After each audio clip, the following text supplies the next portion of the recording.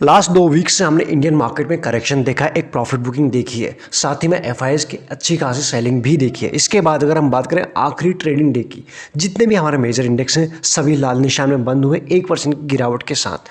अगर हम बात करें मेजर इंडेक्स निफ्टी के ऊपर 17,671 के आसपास की क्लोजिंग हुई थी 1% डाउन होने के बाद। तो यहाँ पर जो हमें एक वीक क्लोजिंग मिली थी प्लस 700 से नीचे मार्केट क्लोज हुआ था। अब बात करते हैं इस वीक की। इस वीक में ग्लोबल लेवल पर काफ़ी सारे अहम ट्रिगर है, इवेंट चल रहे हैं और कुछ होने वाले हैं जिनका इम्पैक्ट बात करें इंडियन मार्केट पे या फिर ग्लोबल मार्केट के ऊपर डेफिनेटली पड़ने वाला है। तो उस इम्पैक्ट के बेसिस पे हमारे मार्केट रिएक्ट करने वाला है। साथ ही में इस वीक हमारे वहाँ दिवाली भी होगी, मार्केट भी ऑफ रहेंगे, प्लस मुहूर्त ट्रेडिंग भी होगी। मुहूर्त ट्रेडिंग जिन लोगों को नहीं पता है, एक वीडियो पोस्ट कर दिया गया है, उसके ऊपर कल ही आप जाके चेकआउट कर सकते हैं। अब बात करते हैं उन ग्लोबल इवेंट के बेसिस पे अभी क्या हो रहा है। आप देख पाएंगे निकाई की मार्केट यानी जापानीज मार्केट 2% से ऊपर पॉजिटिव दिखाई पड़ रही है। और जितने भी global market as of now हमें सभी ग्रीन निशान में दिखाई पड़ रहे हैं। साथ ही में अगर हम बात करें एसजीएक्स निफ्टी की, वो भी हमें 17,778 के आसपास दिखाई पड़ रहा है, यानी कि वहाँ से ऊपर ही दिखाई पड़ रहा है। तो ऐसे में एज ऑफ नाउ जो इंडियन मार्केट है वो एक सेल ऑन राइज का मार्केट बना हुआ है। तो ऐसे में जो भी पुल बैक आएंगे, हमें जब तक मार्केट अच्छे से अपना बॉटम नहीं बना लेता है, एटलीस्ट कुछ रिवर्सल नहीं दिखा देता, तब तक थोड़ा सा हड़बड़ाहट जल्दबाजी नहीं करनी चाहिए। इसलिए सेल ऑन राइज में अगर आपके पास कुछ वीक पोजीशन है, आप इसे यहाँ से एग्जिट कर सकते हैं। क्या रहेंगे अगर सेल ऑन राइज की बात करें या फिर कोई जंप आता है मार्केट में 7,750 यानी 17,750 पहला रहेगा, जहाँ जो मार्केट के लिए रजिस्टेंस का काम करेगा। अगर ये ब्रेक होता है तब हमें 800 के लेवल भी दिखाई पड़ सकता है। तो इन लेवल्स के ऊपर आपकी नज़र होनी चाहिए ऊपर की तरफ। डाउन साइड की अगर बात करें 600, 550 एंड 500 ये रहेंगे नीचे की तरफ के सपोर्ट, इनके ऊपर आपकी नज़र डेफिनेटली होनी ही चाहिए। साथ ही में बात करें इस वक्त कमोडिटी मार्केट की, क्रूड ऑयल पॉजिटिव है, उसके अलावा नेचुरल गैस, गोल्ड, सिल्वर लाल निशान में है। नेचुरल गैस तो काफ़ी वोलेटाइल बना हुआ है, हम देख ही रहे हैं, कभी 6% की डिप और कभी 10% के अप मूव, ये भी हमको डेली बेसिस पे दिख ही रहा है। आज के दिन इसमें अच्छी खासी गिरावट हमें दिखाई पड़ रही है। बात करें करेंसी मार्केट की, यहाँ पर एक भी करेंसी ऐसी नहीं है जो ग्रीन निशान में अभी ट्रेड कर रही है, सभी लाल निशान में बंद कर रहे हैं, ट्रेड कर रहे हैं। साथ ही में अगर हम बात करें यूएसडी आईएनआर की, ये 75 से नीचे आ चुका है।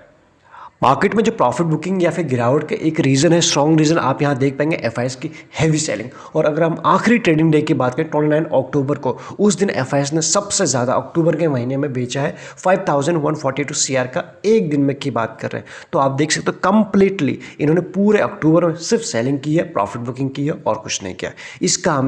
इसका हमें जो था मार्केट में भी दिखाई पड़े, जो कैंडल बने हैं, जो गिरावट है, वो रीज़न यहाँ से आ रहा है। इसके अलावा ग्लोबल मार्केट उतने ख़राब नहीं है, उतनी प्रॉफिट बुकिंग अभी नहीं चल रही है जितना हमारे वहाँ। सिर्फ ये हमारे वहीं है क्योंकि आप जानते हैं एक अच्छा राइज आता है और वहाँ से सिर्फ प्रॉफिट बुकिंग ही चल रही है। इसके पीछे की कई सारी थ्योरी है, जो एफआईएस का मनी फ्लो है वो हम फिर कभी कवर करेंगे। मॉर्निंग अपडेट में ऑलरेडी वीडियो काफ़ी लंबा हो जाता है।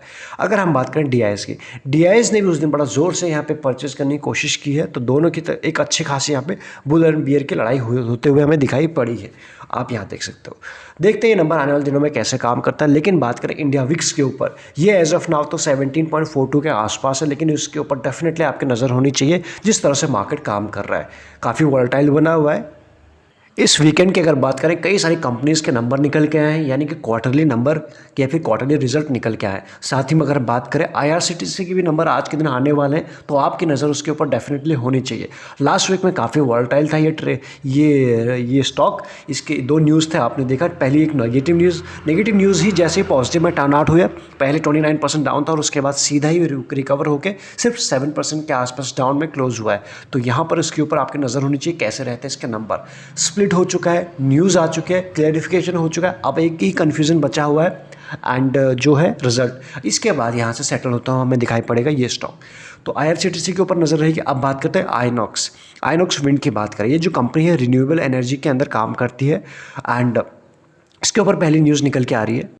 इस कंपनी को शेयर होल्डर का अप्रूवल मिल चुका है टू इशू प्रेफरेंस शेयर, और जिसकी टोटल वर्थ है 1100 सीआर के आसपास टू इट्स प्रोमोटर। तो पहली न्यूज़ इस कंपनी से निकल के आ रही है। दूसरी जो रिजल्ट निकल के आए हैं गैलेक्सो स्मिथ कंपनी से निकल के आ रही है। ये जो कंपनी एक फार्मा रिलेटेड कंपनी है, उस सेक्टर को बिलोंग करती है। तो pharma player posted over twofold की इंक्रीज़ हुआ है इनके कंसोलिडेटेड नेट प्रॉफिट में, जिनके पास है जानना काफ़ी बेहद ज़रूरी है आप सभी के लिए। तो इस 2 फोल्ड के बाद जो इन्होंने पिछले साल पोस्ट किए थे 76 सीआर के आसपास के थे, अभी 204 हो चुके हैं इनके कंसोलिडेटेड नेट प्रॉफिट। तो नंबर्स काफ़ी अच्छे दिखाई पड़ रहे हैं, इसके ऊपर आपके नज़र होनी चाहिए, आपके रडार पे होना चाहिए। नज़ारा टेक्नोलॉजी न्यूली लॉन्च कंपनी है, प्लस हमेशा न्यूज़ में रहती है, कभी राकेश झुनझुनवाला जी ने बैक किया है या फिर गेमिंग कंपनी है, पहली अपनी फील्ड की लिस्टेड कंपनी कुछ इस तरह से। तो अभी जो इनके रिजल्ट निकल के आ रहे हैं, इन्होंने इनके जो पोस्ट किए हैं इंक्रीज़ है 9.8% की कंसोलिडेटेड नेट प्रॉफिट में जंप दिखाई पड़ रहा है। इससे पहले बात करें 13.2 सीआर था जुलाई सितंबर से 2020 में, यानी सितंबर 2020 में। अभी 2021 में एक साल के बाद 14 के आसपास आ चुका है। थोड़ा बड़ा है लेकिन बहुत बड़ा जंप नहीं दिखाई पड़ रहा एज ऑफ नाउ भी। अगले जो न्यूज़ निकल के आए हैं गोदावरी पावर एंड इस्पात, यानी जैसा नाम है वैसा इसका काम है। दो टाइप की कंपनी काम करती है, एक पावर सेगमेंट में, दूसरा मेटल सेगमेंट में। और अगर हम बात करें पास्ट में पावर सेगमेंट ने तो रिसेंट में बड़ा अच्छा काम किया है और उसके शेयरों की अगर बात करें काफ़ी अच्छा उनमें मुनाफा भी बना है।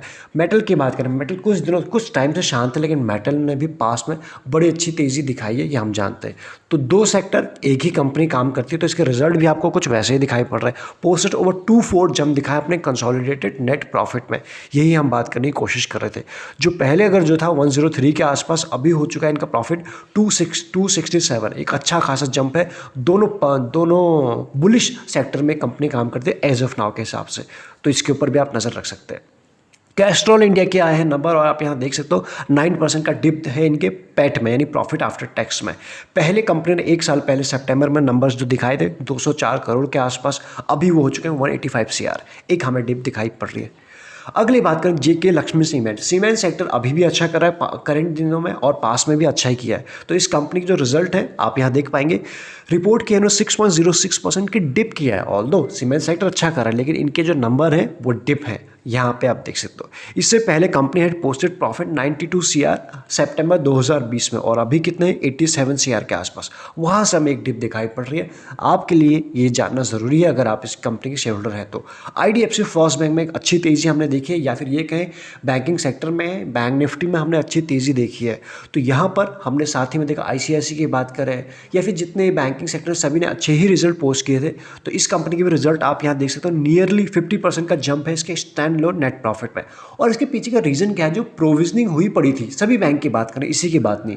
पहले इन लोगों को बैंकों का अनुमान लग रहा था कि इतने का हमारी इतने का लॉस हो सकता है, इतने का पैसा नहीं आ सकता, तो उन्होंने प्रोविजनिंग करके रखते हैं बैंकिंग सेक्टर। लेकिन हुआ क्या, उसकी ज़रूरत ही नहीं पड़ी, तो वहाँ से प्रोविजनिंग इस क्वार्टर में ऑटोमेटिक हमें लूज़ होते हुए दिखाई पड़ी या फिर कम हो गई। तो उसका सीधा इम्पैक्ट पड़ा है इस बार कंपनियों के ऊपर, इनके प्रॉफिट के ऊपर, और इसलिए प्रॉफिट अच्छा खासा जंप हुआ है। जो ये अनुमान लगा के बैठे थे कि इतनी प्रोविजनिंग हो सकती है कोविड की वजह से, उसकी ज़रूरत नहीं पड़ी। जिन्होंने बोरो किए थे, पैसे लोन लिए थे, उन्होंने चुका दिए थे या फिर टाइम से दे दिए थे। तो जो इन्होंने पहले से तैयारी करके रखी थी कि बुरा हो सकता है, वो अब उनके लिए अच्छा हो रहा है बैंकिंग सेक्टर के लिए। इसीलिए उसके पीछे का एक रीज़न ये दिखाई पड़ रहा है एज ऑफ नाउ। तो जो पहले अगर हम बात करें सितंबर 2020 में 101 करोड़ के आसपास की कंपनी ने पोस्ट किया था नेट प्रॉफिट, अभी वो हो चुका है 151। ये एक आपको जंप दिखाई पड़ रहा है, तो इसके ऊपर भी आप नज़र रख सकते हो आज के दिन। इंडियन ऑयल कॉर्पोरेशन की बात करें, नेशनल की अगर हम बात करें, लार्जेस्ट ऑयल फर्म है, और इन्होंने जो रिपोर्ट किया है 2.1% के राइज किया है। एक तरफ पेट्रोल बढ़ते जा रहा है और इनके भी नंबर यहाँ पे बढ़ते हुए दिखाई पड़ रहे हैं।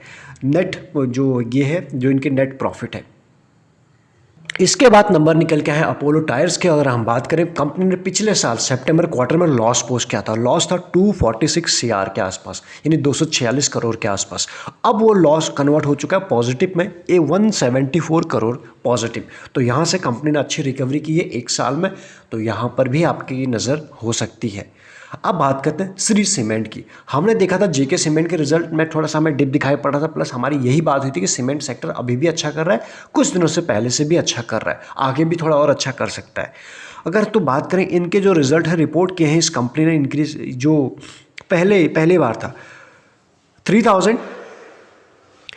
3053 इनका जो पिछले साल रेवेन्यू था, वो अब बढ़ के हो चुका है 3200 प्लस का सीआर। तो यहाँ पर रेवेन्यू बढ़ा है। अगर हम प्रॉफिट की बात करें, पिछले साल था 547 यानी 547 करोड़, अभी हो चुका है 577। तो यहाँ पर भी इनके नंबर हमें बढ़े हुए दिखाई पड़ रहे हैं, प्लस एक अच्छा शेयर ये भी है। इसके बाद रिजल्ट आए वेदांता के, एक अच्छे सेक्टर को बिलोंग करती है, या फिर ये सेक्टर जिसने काफ़ी अच्छा काम किया पास्ट में। तो अगर हम इनकी बात करें, पहले इनके पिछले साल 2020 की बात करें, उस वक्त 1642 के आसपास इनके जो नंबर हुआ करते थे, अब वो बढ़ के हमें दिखाई पड़ रहे 5000 से ऊपर। यानी कंपनी ने अच्छे नंबर पोस्ट किए हैं। इनके रेवेन्यू भी बढ़े, आप यहाँ देख पाएंगे। तो दोनों में 21,000 थे इनके रेवेन्यू लास्ट ईयर, अभी हो चुके 30,000 प्लस। तो एक अच्छा खासा जंप दिखाई पड़ रहा है। वेदांता के रिजल्ट अच्छे हैं, सेल के नंबर भी आए हैं। आप यहाँ देख पाएंगे पिछले साल इन्होंने पोस्ट किए थे 660 के आसपास, यानी 660 करोड़। अभी वो हो चुके 5794 के आसपास। अच्छी खासी आपको बढ़त यहाँ पे दिखाई पड़ रही है। साथ ही में इसकी कंपनी के रेवेन्यू भी बढ़े, जो पिछले साल में 16,925 के आसपास, 16,000 प्लस। अभी हो चुके 26 यानी 26,000 प्लस। अच्छा खासा आपको मेटल में, सीमेंट में नंबर्स दिखाई पड़ रहे हैं। इनके ऊपर एक्शन रहेगा, आगे भी कुछ टाइम और भी रह सकता है इस सेक्टर के ऊपर। कई सारे इंपॉर्टेंट हमने न्यूज़ कवर करने की कोशिश की है। रेगुलर अपडेट के लिए आप चैनल को सब्सक्राइब कर सकते हैं। एक्स्ट्रा लर्निंग के लिए आप ज्वाइन बटन कंसीडर कर सकते हैं, वो आपको चैनल पर मिल जाएगा। एंड अगर आपके पास डीमैट अकाउंट नहीं है, कई सारे आईपीओ ओपन हो रहे हैं, आने वाले हैं, तो उसके लिए आपको डीमैट अकाउंट का लिंक्स भी मिल जाएंगे डिस्क्रिप्शन में। साथ ही में नाइका का आज होगा आखिरी दिन अप्लाई करने के लिए, तो आप उसके ऊपर भी अप्लाई कर सकते हैं अगर अभी तक आपने अप्लाई नहीं किया है। Thank you so much.